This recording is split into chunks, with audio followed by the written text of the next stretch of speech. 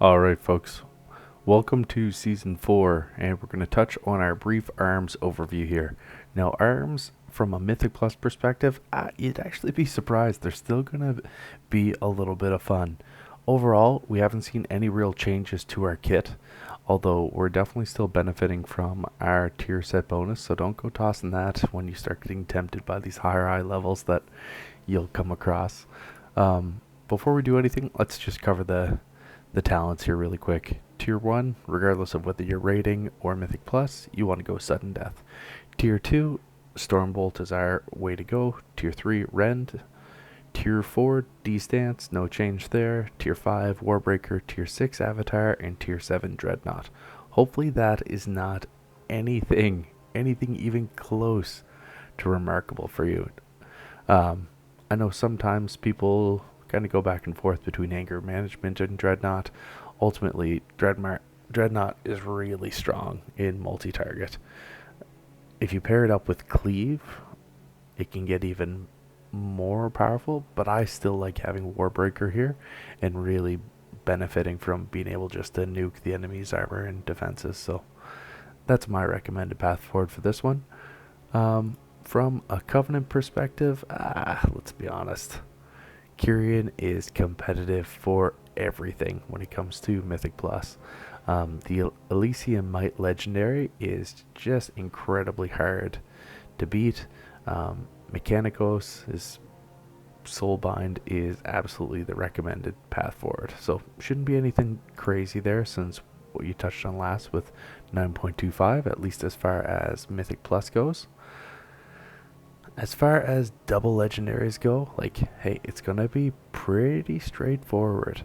The 4 set that we have coming from our tier bonus really increases the number of tactician procs that we have, and it makes Dreadnought's damage even more powerful. From an AoE perspective, it's really not that terrible. It's not as smooth, I'll call it, from a damage profile. That's what you'll see with Fury. But ultimately, we are able to pump some serious damage here. Few different recommendations to play with here, though, honestly. So there's some fun to be had. Don't give up on this one. Elysium Might is the best legendary from an AoE perspective for Kyrian. Combine that with Signet of Tormented Kings, and you're actually able to do some really solid burst AoE damage. Enduring Blow gets a lot of play. I think it's really popular just from its carryover, specifically on its own, about how good it is for rating. So we see a fair bit of carryover there. Enduring Blow is really the head and shoulders for both rating and Mythic Plus. Signet of Tormented Kings, it's playable for sure. I already have crafted Signet of Tormented Kings. It just really complements my Fury build really well, so I like having a legendary that I can just swap from spec to spec with, and I don't really have to worry about changing up definitely the different gear that my tune is wearing. So that's always one to take advantage of. Now, like I said before, really recommend keeping at least that 4 set bonus as long as possible. With the rotating raid setup that Season 4 is going to bring, it's going to be a little different, but ultimately we'll be able to work our way through that.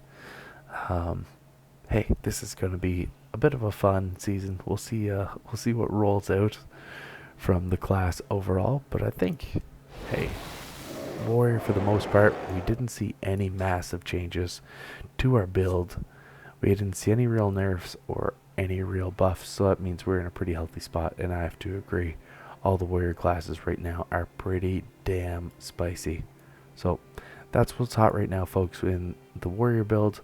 Let me know your thoughts down below. Thanks for checking out the vid, and enjoy Season 4. Peace.